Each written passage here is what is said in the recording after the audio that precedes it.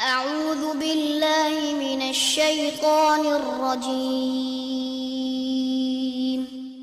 بسم اللہ الرحمن الرحیم الحمد للہ رب العالمین والصلاة والسلام علی نبینا محمد وعلی آلہ وصحبہ اجمعین اما بعد۔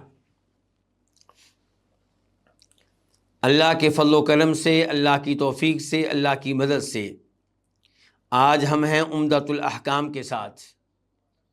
عمدۃ الاحکام صحیح بخاری اور صحیح مسلم کی احادیث پہ مشتمل ایک عظیم الشان کتاب ہے، اور اس کتاب میں ہم پڑھ رہے ہیں وہ احادیث جن کا تعلق بیع سے ہے، چیزوں کی خرید و فروخت سے ہے، شاپنگ سے ہے۔ حدیث کا نمبر ہے 264 اس حدیث کے راوی ہیں جناب عبداللہ بن عمر رضی اللہ تعالی عنہما، خود بھی صحابی ہیں اور ان کے والد محترم بھی صحابی ہیں۔ یہ کہتے ہیں کہ ان رسول اللہ صلی اللہ علیہ وسلم قال، کہ بے شک رسول اللہ صلی اللہ علیہ وسلم نے فرمایا، من ابتاع طعاما فلا یبعہ حتی یستوفیہ، کہ جو ابتاع خریدے طعاما کسی قسم کا غلہ، فلا یبعہ تو اس کو نہ بیچے، حتی یستوفیہ یہاں تک کہ اس کو پورا وصول کر لے۔ کس کو؟ اس غلے کو جو خریدا ہے، جو غلہ آپ نے خریدا ہے، کسی کے ساتھ معاہدہ کیا کہ میں آپ سے یہ غلہ خرید رہا ہوں، وہ غلہ آگے نہیں بیچ سکتے جب تک کہ آپ اس کو اچھی طرح وصول نہ کر لیں۔ اس حدیث کو روایت کیا امام بخاری رحمہ اللہ نے، اور نمبر ہے 2126 اور صحیح بخاری میں امام بخاری رحمہ اللہ نے اس کے اوپر باب قائم کیا ہے، باب الکیل علی البائع والمعطی، کہ ماپ کر دینا بیچنے والے اور دینے والے کے ذمہ ہے۔ یعنی کہ جب آپ کا کسی سے معاہدہ ہوگا، گندم کا مثال کے طور پہ آپ گندم خرید رہے ہیں اور کوئی بیچ رہا ہے، تو امام بخاری رحمہ اللہ نے اس حدیث سے یہ مسئلہ اخذ کیا ہے کہ ماپ کر دینا کس کی ذمہ داری ہوگی؟ بیچنے والے کی، خریدنے والی کی نہیں۔ اور اسی طرح اگر کوئی بیچ نہیں رہا بلکہ کسی اور انداز سے دے رہا ہے، مثال کے طور پہ قرض واپس کر رہا ہے، تو یہاں پہ بھی ماپ کر دینا اس کی ذمہ داری ہوگی جو یہ غلہ دے رہا ہے، لینے والے کی ذمہ داری نہیں ہوگی۔ اس حدیث کو امام مسلم نے روایت کیا، تو نمبر ہے 1526 وفی لفظ، اور اس حدیث میں ایک جگہ یہ بھی آیا ہے کہ حتی یقبضہ، کہ جو کوئی غلہ خریدے تو اسے بیچ نہیں سکتا جب تک کہ اسے اپنے قبضہ میں نہ لے لے۔ پہلے آپ خریدے ہوئے غلے کو اپنے قبضے میں لے لیں، اپنے کنٹرول میں لے لیں، اپنی ملکیت میں لے لیں، پھر آگے آپ بیچیں گے۔ وعن ابن عباس مثلہ، پہلے یہ آپ سن چکے ہیں کہ اس حدیث کے راوی ہیں عبداللہ بن عمر۔ اب ہماری کتاب عمدۃ الاحکام کے مؤلف رائٹر شیخ عبد الغنی المقدسی فرماتے ہیں کہ عبداللہ ابن عباس رضی اللہ عنہما سے بھی حدیث مروی ہے انہی الفاظ کے ساتھ، یعنی کہ وہ بھی انہی الفاظ کے ساتھ نبی علیہ الصلوۃ والسلام سے اس حدیث کو روایت کرتے ہیں۔ اور مسلم شریف میں عبداللہ ابن عباس کی حدیث کا نمبر ہے 1525 اور وہاں عبداللہ ابن عباس کی حدیث کے الفاظ کیا ہیں؟ وہ یہ ہیں کہ من ابتاع طعاما فلا یبعہ، کہ جو کوئی غلہ خریدے وہ غلہ خریدا ہوا غلہ آگے نہیں بیچ سکتا حتیٰ یستوفیہ، یہاں تک کہ اس کو اچھی طرح وصول کر لے۔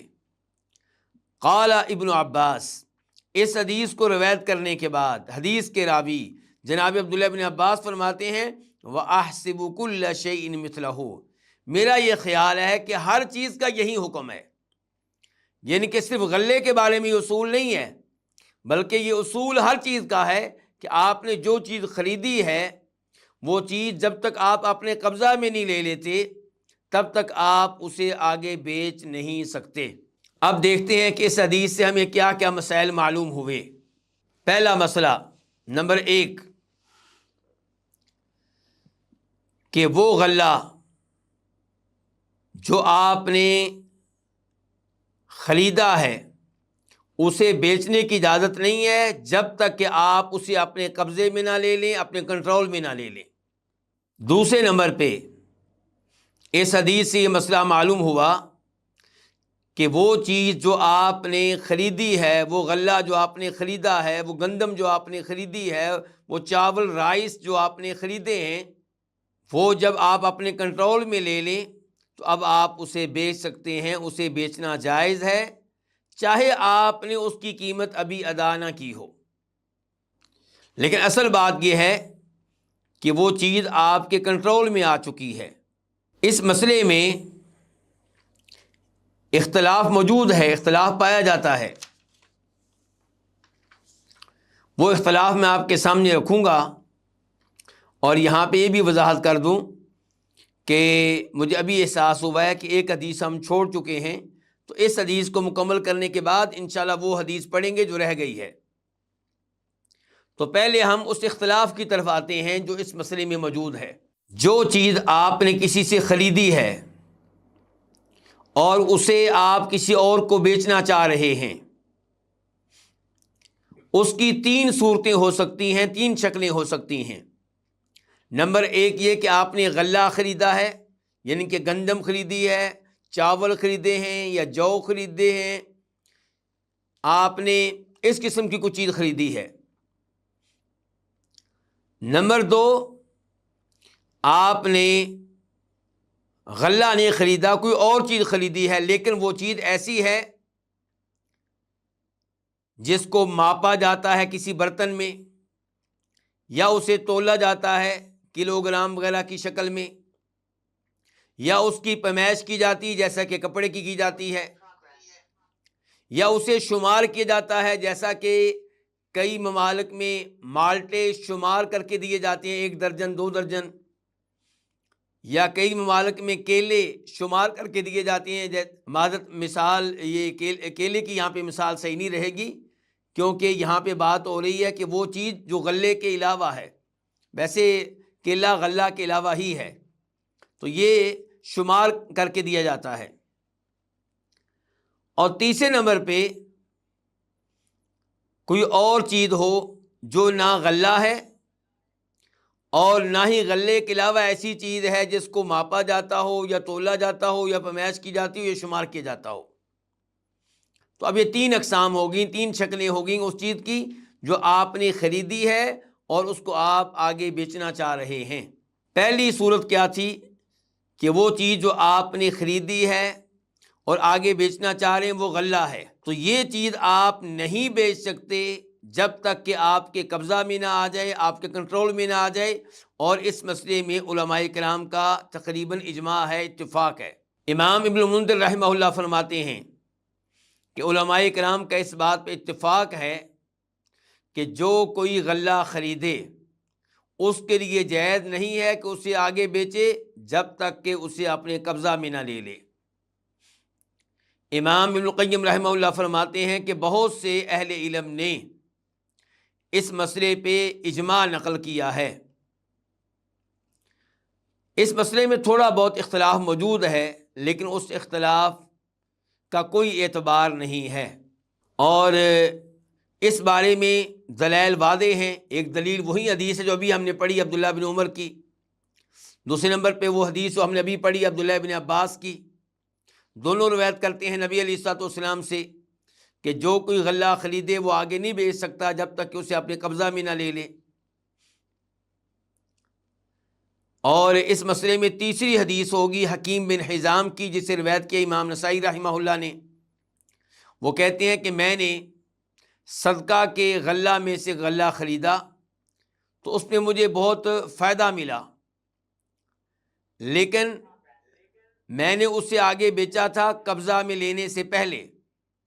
تو میں نبی علیہ الصلوۃ والسلام کے پاس آیا، میں نے آپ کو یہ بات بتائی تو آپ نے کہا تھا لا تبعہ حتی تقبضہ، جب تک کہ اسے اپنے قبضے میں نہ لے لو، اپنے کنٹرول میں نہ لے لو، اسے آگے بیچنے کی اجازت نہیں ہے۔ اور اس مسئلے میں ایک اور حدیث بھی موجود ہے ہمارے پاس، عبداللہ بن عمر کی حدیث ہے۔ وہ کہتے ہیں کہ میں نے لوگوں کو دیکھا نبی علیہ الصلوۃ والسلام کے زمانے میں، وہ کوئی چیز ڈھیر کی شکل میں خریدتے۔ ڈھیر کی شکل میں اس کا کیا مطلب ہے؟ کہ اس کو ماپا نہیں گیا، اس کو تولا نہیں گیا، اس کو شمار نہیں کیا گیا، ڈھیر کی شکل میں خریدتے، لیکن ہوتا غلہ۔ تو ایسے لوگوں کی پٹائی کی جاتی تھی اس بات پہ کہ آپ لوگ اس چیز کو اسی جگہ کیوں بیچ رہے ہیں جہاں پہ آپ نے اسے خریدا ہے، پہلے آپ اسے اپنے گھر میں لے کر جائیں، یعنی کہ اچھی طرح ثابت کریں کہ وہ چیز آپ کے قبضے میں آ چکی ہے، آپ کی ملکیت میں آ چکی ہے۔ تو خلاصہ کلام اب کیا ہوا کہ وہ چیز جو آپ خرید کر آگے بیچنا چاہ رہے ہیں، اگر وہ غلہ ہے تو اسے بیچنے کی اجازت نہیں ہے جب تک کہ آپ اسے اپنے کنٹرول میں نہ لے لیں، اپنے قبضہ میں نہ لے لیں۔ دوسرے نمبر پہ وہ چیز جو آپ نے خریدی ہے، آگے بیچنا چاہ رہے ہیں، وہ غلہ کے علاوہ کوئی چیز ہے، لیکن ایسی چیز ہے جسے ماپا جاتا ہے۔ مثال کے طور پہ برتن میں ماپ کر وہ دی جاتی ہے، جیسا کہ ساگ کا برتن ہوتا ہے، ہمارے ہاں پہلے ٹوپا ہوا کرتا تھا، یا وہ چیز ایسی ہے کہ جس کا تول کیا جاتا ہے کلو گرام وغیرہ کی شکل میں، یا ایسی چیز ہے کہ اسے شمار کیا جاتا ہے۔ اس کی مثال پہلے دے چکا ہوں، مثال کے طور پہ مالٹے ہیں، کیلے ہیں، یا ایسی چیز ہے جس کی پیمائش کی جاتی ہے۔ اس صورت کی مثالوں میں سے ایک مثال چینی بھی ہو سکتی ہے۔ چینی جو ہے ظاہر ہے یہ غلہ نہیں ہے، اسی لیے زکوٰۃ الفطر کی شکل میں آپ چینی نہیں دے سکتے کیونکہ وہ غلہ نہیں ہے، اور زکوٰۃ الفطر میں غلے اور فطرانے میں کیا دیا جائے گا؟ غلہ دیا جائے گا۔ لیکن چینی کو بہرحال تولا جاتا ہے۔ نمک کو آپ لے لیں، نمک غلہ نہیں ہے، اور آپ زکوٰۃ الفطر میں نمک نہیں دے سکتے کیونکہ یہ غلہ نہیں ہے۔ تو بہرحال جب آپ کی کسی سے بیع ہو رہی ہوگی، آپ خرید رہے ہیں، تو نمک وہ چیز ہے جس کو تولا جاتا ہے۔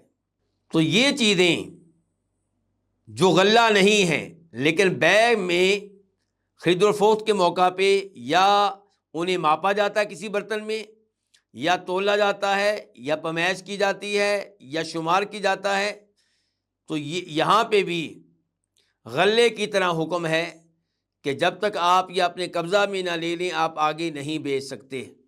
تیسرے نمبر پہ وہ چیزیں جنہیں آپ خریدتے ہیں اور آگے بیچنا چاہ رہے ہیں لیکن وہ غلہ نہیں ہیں، اور نہ ہی کوئی ایسی چیز ہے جس کو ماپا جاتا ہو، یا تولا جاتا ہو، یا شمار کی جاتا ہو، یا اس کی پیمائش کی جاتی ہو۔ مثال کے طور پہ گھر آپ نے خریدا آگے بیچنا چاہتے ہیں، گاڑی آپ نے خریدی آگے بیچنا چاہتے ہیں، تو ان کے بارے میں کیا حکم ہے؟ جمہور علماء کرام کا قول یہ ہے کہ یہ چیزیں آپ خریدیں اور اپنے قبضہ میں لینے سے پہلے آپ آگے بیچ سکتے ہیں۔ گھر آپ نے خریدا، اپنے قبضہ میں لینے سے پہلے بیچ سکتے ہیں۔ یہ علماء کرام کا قول بتا رہا ہوں، یہ نہیں بتا رہا کہ راجح موقف ہے۔ اور ایسی گاڑی آپ نے خریدی اور اپنے قبضہ میں لینے سے پہلے، کنٹرول میں لینے سے پہلے آپ نے آگے بیچ بھی دی، تو جمہور علماء کرام کے نزدیک یہ جائز ہے۔ جبکہ دوسرا موقف علماء کرام کا یہ ہے کہ نہیں، یہاں پہ بھی آپ اپنے قبضہ میں لینے سے پہلے آگے بیچ نہیں سکتے، اور یہ موقف ہے کئی ایک اہل علم کا، ان میں سے ایک عبداللہ بن عباس رضی اللہ تعالیٰ عنہ ہیں، جو پہلے کہہ چکے ہیں، ان کا قول آپ سن چکے ہیں کہ انہوں نے غلہ کے بارے میں حدیث بیان کی کہ نبی علیہ الصلوۃ والسلام نے فرمایا تھا کہ غلہ جب آپ خریدیں تو اپنے کنٹرول میں لینے سے پہلے، اپنے قبضہ میں لینے سے پہلے آپ آگے بیچ نہیں سکتے۔ عبداللہ بن عباس نے تبصرہ کیا تھا کہ وہ احسب کل شیء مثلہ، میرے خیال میں ہر چیز کا یہی حکم ہے۔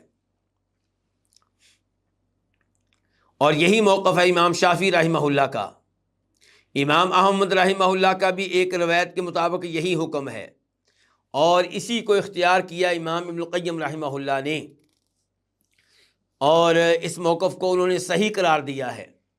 امام ابن تیمیہ رحمہ اللہ فرماتے ہیں کہ من اشترى شیئا، جو کوئی بھی چیز خریدے، لم یبعہ، وہ آگے بیچ نہیں سکتا، حتی یقبضہ، یہاں تک کہ اس چیز کو اپنے قبضہ میں لے لے۔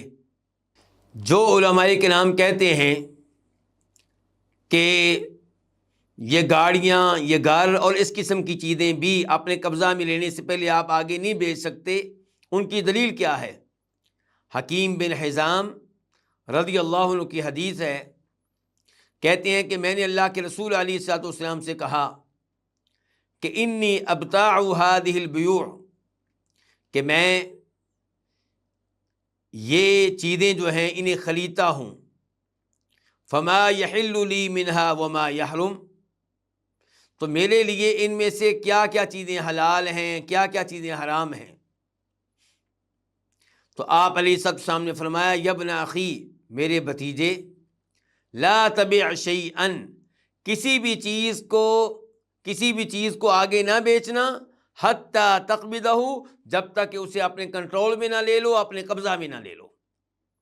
تو آپ نے اس حدیث میں کیا کہا ہے؟ لا تبع شیئا، کوئی بھی چیز، اور لفظ شیئا جو ہے یہ نکرہ ہے، اور اس سے پہلے کیا آیا ہے؟ نہیں آئی ہے، لا تبع، کوئی بھی چیز نہیں بیچنی۔ تو اس سے پتہ چلا کہ یہ حدیث عام ہے۔ اور ایک روایت میں آئی اذا اشتریت بیعا فلا تبعه حتی تقبضہ، اس حدیث کو امام احمد، امام نسائی وغیرہ نے روایت کیا، اور شیخ البانی رحمہ اللہ نے اس کو صحیح قرار دیا ہے۔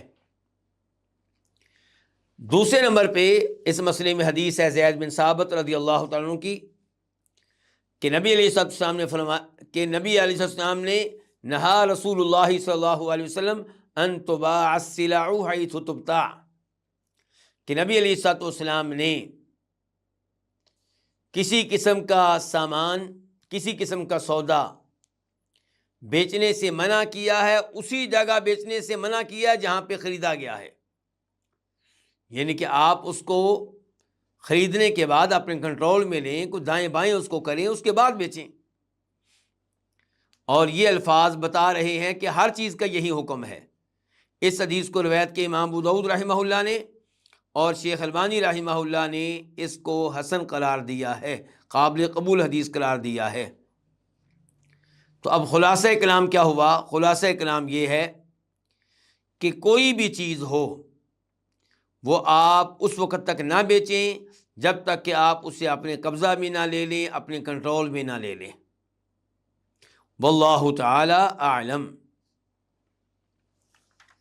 اور یہاں پہ آخری بات یہ ہوگی کہ یہ اصول ہے اس وقت جب بیع کا معاملہ ہو، لیکن آپ نے ایک چیز خریدی، معاہدہ ہو گیا، ابھی آپ کے قبضہ میں نہیں آئی، کنٹرول میں نہیں آئی، اب آپ کسی کو تحفہ کے طور پہ وہ چیز دینا چاہتے ہیں، تو یہ آپ اس کو تحفہ کے طور پہ دینے کا معاہدہ کر سکتے ہیں، جی میں نے آپ کو دے دی، وہ آگے سے ہاں کر سکتا ہے، چاہے ابھی یہ چیز آپ کے کنٹرول میں نہ آئی ہو، کیونکہ یہاں بیع کا معاملہ نہیں ہے بلکہ تحفے کا معاملہ ہے۔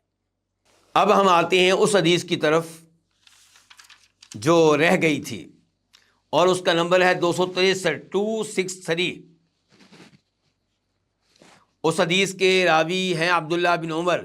وہ کیا کہتے ہیں کہ ان رسول اللہ صلی اللہ علیہ وسلم قال، کہ نبی علیہ الصلوۃ والسلام نے فرمایا من باع نخلا قد ابرت فثمرتها للبائع الا ان یشترط المبتاع،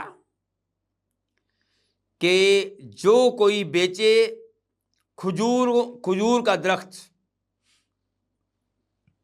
جو کوئی کھجور کا ایسا درخت بیچے قد ابرت، جس کی پیوند کاری ہو چکی ہے۔ پیوند کاری سے کیا مراد ہے؟ مجھے امید ہے کہ آپ یہ جانتے ہوں گے کہ پودوں میں، خصوصاً کھجور کے درختوں میں نر اور مادہ کا بھی تصور ہوتا ہے کہ یہ درخت جو ہے نر ہے، یہ مادہ ہے، یہ مذکر ہے، یہ مؤنث ہے۔ تو اب پھل کون سا درخت دیتا ہے؟ جو مؤنث ہوتا ہے۔ جیسے جانوروں میں بچے کون سا جانور دیتا ہے؟ جو مادہ ہوتا ہے، جو مؤنث ہوتا ہے۔ اچھا، اب یہ جو مادہ درخت ہے، مؤنث درخت ہے، یہ پھل کب دے گا؟ جب اس کی پیوند کاری کی جائے گی، مذکر اور مؤنث کو ملایا جائے گا، یعنی کہ جو نر درخت ہے اس کے گھابا لیا جائے گا، گھابے کی کچھ چیزیں لی جائیں گی اور ان کا چھڑکاؤ کیا جائے گا، ان کو ڈالا جائے گا مؤنث اور مادہ درخت کے گھابا پہ، تو اب جو ہے وہ پھل پیدا ہوگا۔ تو یہ عمل اگر ہو چکا ہے اس درخت کے ساتھ جس درخت کی آپ نے بیع کی ہے، جس کو آپ نے بیچا ہے، فثمرتها، تو فرماتے ہیں نبی کریم صلی اللہ علیہ وسلم، تو اس کا پھل، یعنی کہ اس درخت کا پھل للبائع، بیچنے والے کا ہوگا، الا ان یشترط المبتاع، الا یہ کہ شرط لگا لے وہ شخص جو خریدنے والا ہے۔ خریدنے والا کہتا ہے بیچنے والے سے کہ میں کھجور کا یہ درخت آپ سے تب لوں گا جب اس کے اوپر لگا ہوا پھل بھی میرا ہو۔ تو بیچنے والا کہتا ہے ٹھیک آپ کا ہوگا، تو پھر شریعت کو اس پہ کوئی اعتراض نہیں ہے۔ لیکن اگر آپ نے کھجور کا کوئی درخت بیچا، خریدنے والے نے خریدا، جو اس کے اوپر پھل لگا ہوا ہے اس کے بارے میں خاموشی تھی، تو اب شریعت کا پھر اصول چلے گا کہ اس کا پھل کس کے لیے ہے؟ اس کے لیے جو بیچنے والا ہے، اگر پیوند کاری ہو چکی ہے۔ اس حدیث کو روایت کیا امام بخاری رحمہ اللہ نے، اور نمبر ہے اس کا 2204 2204، اور امام مسلم رحمہ اللہ نے نمبر ہے 1543 1543، اور امام بخاری رحمہ اللہ جب اس حدیث کو روایت کرتے ہیں تو اس سے کیا مسئلہ اخذ کرتے ہیں، اس کے اوپر کیا عنوان قائم کرتے ہیں، کیا باب قائم کرتے ہیں؟ وہ کہتے ہیں باب من باع نخلا قد ابرت او ارضا مزروعتا او باجارہ، باب ہے اس شخص کے بارے میں جو بیچے کھجور کا درخت، ایسا درخت جس کی پیوند کاری ہو چکی ہے، یا جو ایسی زمین بیچے جو کھیتی والی ہے، جس میں کھیتی لگی ہوئی ہے، یا بیچنے کی بجائے کرائے پہ دینے کا معاملہ ہو، تو وہاں پہ پھر کیا حکم ہوگا؟ یہ عنوان قائم کیا امام بخاری رحمہ اللہ نے، اور پھر یہ حدیث لے کر آئے ہیں۔ ولی مسلم، اور مسلم شریف میں یہ الفاظ بھی آئے ہیں کہ من ابتاع عبدن، جو کوئی غلام خریدے، فمالہ، تو اس غلام کا جو مال ہے، للذی باعہ، یہ اس کے لیے ہوگا جو اس کو بیچ رہا ہے، الا ان یشترط المبتاع، الا یہ کہ شرط لگا لے وہ شخص جو خرید رہا ہے۔ یہ جو الفاظ ہیں یہ مسلم شریف میں کہاں آئے ہیں؟ وہی حدیث کا نمبر ہے 1543 1543، اور یہ الفاظ صرف مسلم میں نہیں آئے، صحیح بات یہ کہ بخاری شریف میں بھی آئے ہیں۔ آئیے اب دیکھتے ہیں کہ اس حدیث سے ہمیں کیا کیا مسائل معلوم ہوئے۔ پہلے نمبر پہ ہمیں یہ مسئلہ معلوم ہوا کہ جو کوئی کھجور کا ایسا درخت بیچے جس کی پیوند کاری ہو چکی ہے،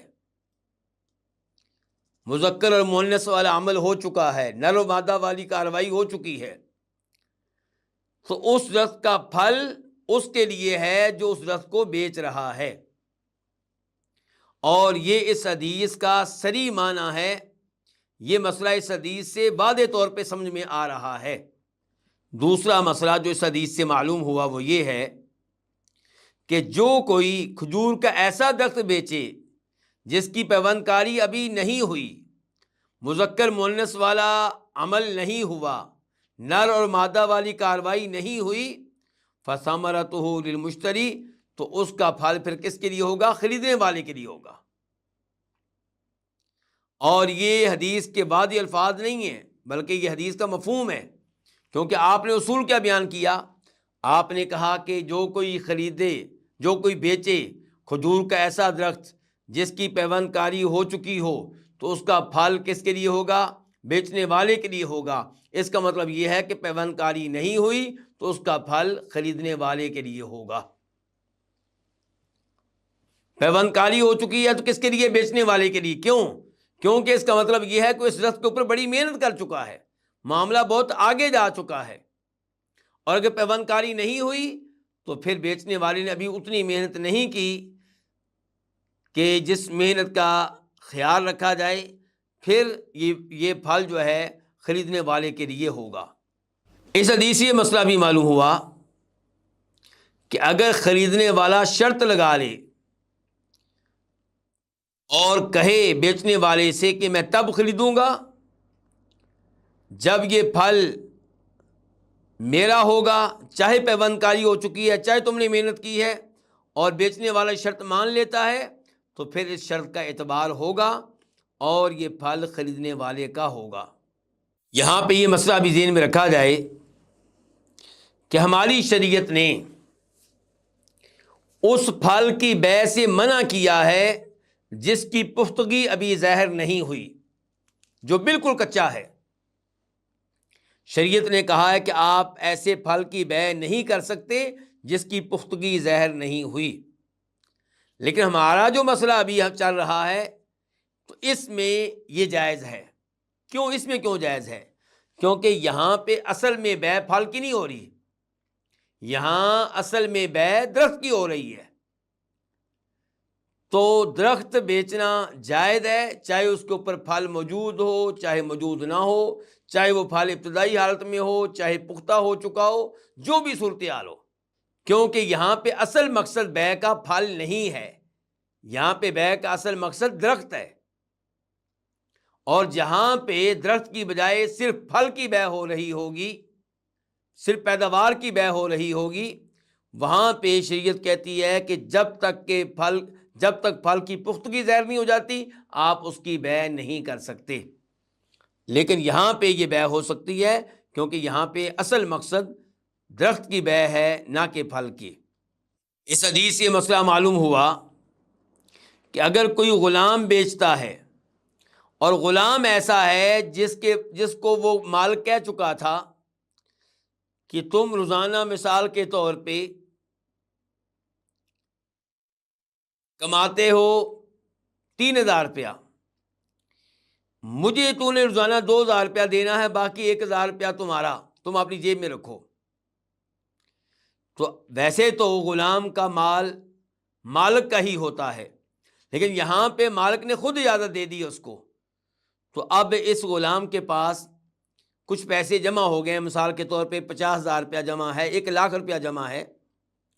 اب اس کے مالک نے اس کو بیچ دیا ہے، تو وہ 1,00,000 روپیہ کس کا ہوگا؟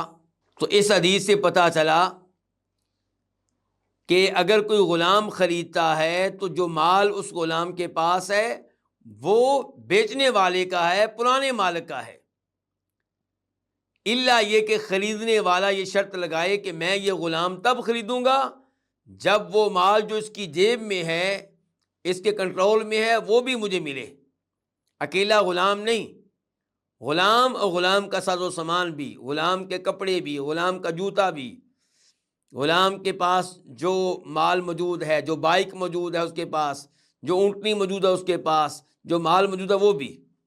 تو ایسی شرط اگر وہ لگاتا ہے تو ٹھیک ہے، شریعت کو اس کے اوپر کوئی اعتراض نہیں ہے۔ آج کے درس میں ہم 2 حدیثیں پڑھ چکے ہیں۔ پہلے ہم نے پڑھی حدیث نمبر 264 264، اور ہم چھوڑ چکے تھے حدیث نمبر 263 263، اس کو ہم نے بعد میں پڑھا ہے۔ اب ہم منتقل ہوتے ہیں آج کے درس کی تیسری اور آخری حدیث کی طرف، اور اس حدیث کا نمبر ہے 265۔ 265۔ اس حدیث کے راوی ہیں جناب جابر رضی اللہ تعالی عنہ، یعنی کہ جابر بن عبداللہ، خود بھی صحابی ہیں، ان کے والد گرامی بھی صحابی تھے اور انہوں نے شہادت پائی تھی۔ جابر بن عبداللہ کیا کہتے ہیں کہ انہ سمع رسول اللہ صلی اللہ علیہ وسلم یقول عام الفتح، کہ انہوں نے نبی علیہ الصلوۃ والسلام کو فتح مکہ والے سال یہ الفاظ کہتے ہوئے سنا۔ یعنی کہ جابر کہہ رہے ہیں کہ جب مکہ فتح ہوا تو نبی علیہ الصلوۃ والسلام یہ الفاظ کہہ رہے تھے اور میں نے سنے۔ کیا الفاظ کہہ رہے تھے؟ کہ ان اللہ ورسولہ حرم بیع الخمر والمیتۃ والخنزیر والاصنام، کہ بے شک اللہ تعالیٰ نے اور اس کے رسول نے حرام قرار دیا ہے کس چیز کو؟ شراب کی بیع کو، والمیتۃ اور مردار کی بیع کو، والخنزیر اور خنزیر کی بیع کو، والاصنام اور بتوں کی بیع کو۔ فقیلا، تو کہا گیا، یعنی کہ اللہ کے نبی علیہ الصلوۃ والسلام سے کہا گیا، یا رسول اللہ، اے اللہ کے رسول، ارأیت شحوم المیتہ، آپ بتائیے مردار کی چربیوں کے بارے میں۔ یعنی کہ آپ نے اعلان کیا ہے کہ مردار کی بیع حرام ہے، لیکن مردار کی چربیوں کے بارے میں آپ کا کیا خیال ہے؟ فَإِنَّهُ يُطْلَى بِهَا السُّفُنُ، کیونکہ مردار کی چربیوں کے ساتھ کشتیوں کو روغن کیا جاتا ہے۔ وَيُدْهَنْ بِهَا الْجُلُودُ، اور مردار کی چربیوں کے ساتھ کھالوں پر تیل لگایا جاتا ہے، جلد پر تیل لگایا جاتا ہے، سکن پر تیل لگایا جاتا ہے۔ وَيَسْتَصْبِحُ بِهَا النَّاسُ، اور لوگ مردار کی چربیوں کے ذریعے چراغ جلاتے ہیں۔ چراغ جلتا ہے تو چراغ کے تیل میں یہ چربی استعمال بھی ہوتی ہے۔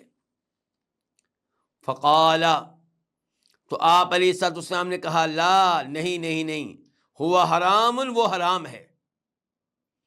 یعنی کہ مردار کی بیع جس طرح حرام ہے، ایسی مردار کی چربی بھی حرام ہے، اس کو بیچ نہیں سکتے۔ ثم قال رسول اللہ صلی اللہ علیہ وسلم عند ذلك، پھر فرمایا نبی علیہ الصلوۃ والسلام نے اس موقع پہ، قاتل اللہ الیہود، اللہ تعالیٰ تباہ و برباد کرے یہودیوں کو، ان اللہ لما حرم شحومہا، کہ بے شک اللہ تعالیٰ نے جب مردار کی چربیوں کو حرام قرار دیا تو جملوہ، انہوں نے کیا کیا؟ انہوں نے اس چیز کو پگھلایا، یعنی کہ آگ کے اوپر رکھ کر اس کو پگھلایا، ثم باعوہ، پھر اس کو بیچا، یعنی کہ ہیلے سے کام لیا کہ چلے جی مردار کی چربی تو بیچنا حرام ہے، ہم اس کو پگھلا لیتے ہیں اور اب تیل کے طور پہ بیچتے ہیں۔ فَأَكَلُوا ثَمَنًا، تو انہوں نے اس کی قیمت کھائی، یعنی کہ اس وجہ سے نبی علیہ السلام نے ان پہ لعنت فرمائی۔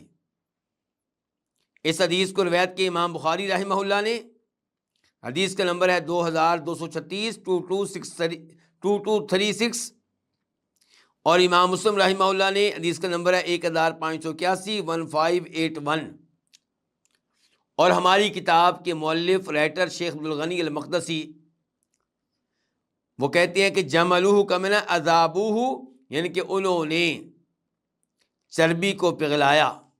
تو یہ حدیث بڑی عظیم حدیث ہے۔ یہ جناب جابر نے کب سنی آپ علیہ الصلوۃ والسلام سے؟ جب مکہ فتح ہوا، یعنی کہ ہجرت کے 8ویں سال۔ یہاں پہ آیا ہے المیتہ، جس کا ترجمہ ہم نے کیا مردار، کہ مردار کی بیع کو آپ نے حرام قرار دیا۔ مردار کہتے کس کو ہیں؟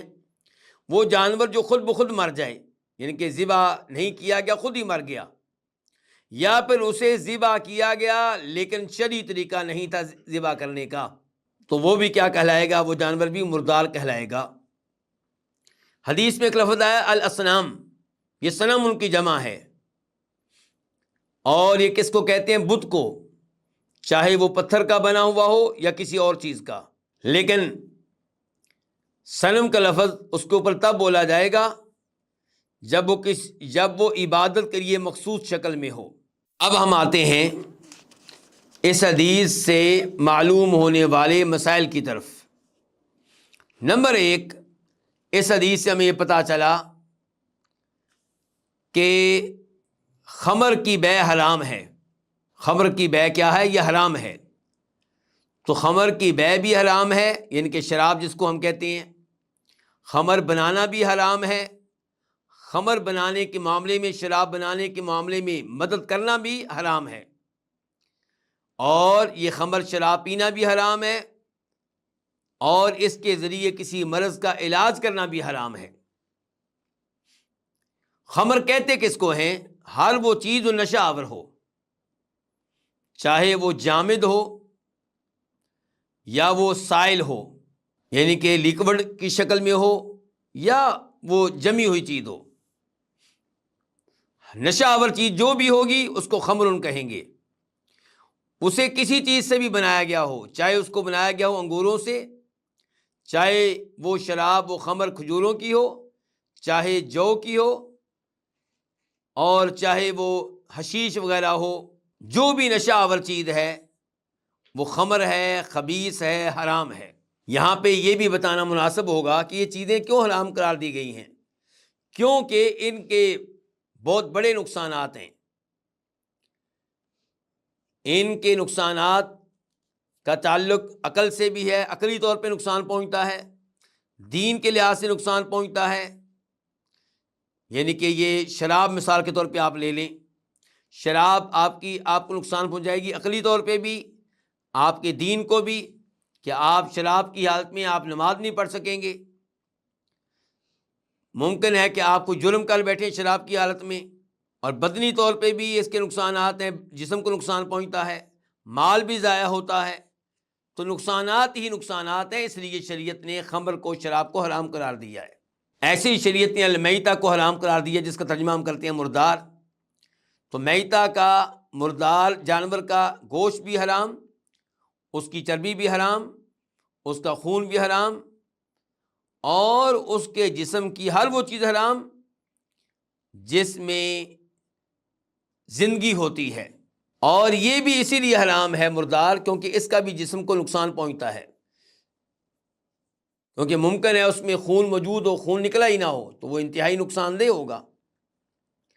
اور ویسے بھی جو جانور مردار ہوتا ہے اس میں کافی امراض ہوتے ہیں۔ اگلا مسئلہ جو ہمیں معلوم ہوا، جو اس حدیث سے تو معلوم نہیں ہوتا، لیکن علماء کرام نے بہرحال بیان کیا ہے کہ مردار جانور کے جو بال ہیں اور جو اون ہے، جو پر ہیں، یہ جو ہیں یہ حرام نہیں ہیں، کیونکہ ان میں زندگی نہیں ہوتی، بالوں میں کوئی زندگی نہیں ہوتی، پروں میں کوئی زندگی نہیں ہوتی، تو اس لیے ان کی بیع جائز ہوگی۔ اور جہاں تک تعلق ہے مردہ جانور کی کھال کا، تو وہ بھی پلید ہے رنگے جانے سے پہلے، دباغت سے پہلے، لیکن اگر اس کو اچھی طرح دباغت دے دی جائے، رنگ دیا جائے، صاف کر دیا جائے، اور دباغت سے اس کھال پہ موجود جو گندی چیزیں ہیں وہ اتر جائیں، تو پھر یہ کھال جو ہے یہ پاک ہے، اس کو بیچنا حلال ہے، اس میں کوئی حرج نہیں ہے۔ اس حدیث کی روشنی میں ہم یہ بھی کہہ سکتے ہیں کہ خنزیر کی بیع حرام ہے، اس کو کھانا بھی حرام اور اس کی بیع بھی حرام، اور خنزیر میں بھی بڑے نقصانات ہیں، جسم کے لحاظ سے بھی، عقل کے لحاظ سے بھی۔ اور پھر اس حدیث سے معلوم ہوا کہ اصنام یعنی کہ بتوں کی بیع بھی حرام ہے، کیونکہ بت نقصان دہ ہیں انسان کے لیے، عقل کے لحاظ سے بھی، دین کے لحاظ سے بھی، کیونکہ بت شرک کا ذریعہ ہیں، توحید سے محرومی کا ذریعہ ہیں، اور اس لحاظ سے صلیب کی بیع جو ہے وہ بھی حرام ہوگی۔ اور ایسے ہی وہ مجسمے جو بڑے بڑے لیڈروں کے قائم کیے جاتے ہیں، بنائے جاتے ہیں، ان کی بیع بھی کیا ہے؟ حرام ہے۔ اس حدیث سے پتہ چلا کہ اللہ تعالیٰ جس چیز کو حرام کر دیں اس کو حلال کرنے کے لیے ہیلے کرنا، یہ اللہ کے غضب کو دعوت دینے کے مترادف ہے، اور اس کی وجہ سے اللہ کی طرف سے لعنتیں نازل ہوتی ہیں، کیونکہ اگر وہ چیز جس کو اللہ نے حرام قرار دیا ہے آپ اس کو واضح طور پہ اس کا ارتکاب کریں تو شاید گناہ کم ہو اس کے مقابلے میں کہ آپ ہیلے اختیار کر رہے ہیں تاکہ اللہ کی حرام کردہ چیز کو حلال کر لیں۔ کیا آپ اللہ کو دھوکہ دینا چاہتے ہیں؟ کہ اللہ کو دھوکہ دینا ممکن ہے؟ اس حدیث سے بھی پتہ چلا کہ ہیلے کرنا یہ یہودیوں کا طریقہ ہے، اور اس حدیث سے بھی پتہ چلا کہ ہیلے جو ہیں جب اللہ کی حلال کردہ چیز کو حرام کر رہے ہوں اور حرام کو حلال کر رہے ہوں، یہ صورتحال ہو، تو ایسے ہیلے جو ہوتے ہیں یہ حرام ہوتے ہیں، انہیں اختیار کرنا جائز نہیں ہے۔ اور اس حدیث سے بھی پتہ چلا کہ ہماری شریعت نے جن چیزوں کو بھی حرام کیا ہے وہ نقصان دہ ہیں، وہ انسانوں کے لیے مفید نہیں ہیں، تو اللہ تعالیٰ نے ان کو حرام کر کے ہمارے اوپر رحم کیا، ہمارے اوپر مہربانی فرمائی ہے، اللہ نے ہمارے اوپر احسان کیا ہے۔ یہیں پہ آج کے درس کا اختتام کرتے ہیں، اور آج کے درس میں الحمدللہ ہم نے 3 احادیث پڑھی ہیں۔ اللہ رب العزت سے دعا ہے کہ اللہ تعالیٰ ان احادیث سے اخذ ہونے والے مسائل انہیں صحیح معنوں میں سمجھنے کی توفیق دے، جن چیزوں کو حرام قرار دیا گیا ہے ان سے دور رہنے کی توفیق دے۔ وصلی اللہ تعالی علی نبینا محمد وعلی آلہ وصحبہ اجمعین۔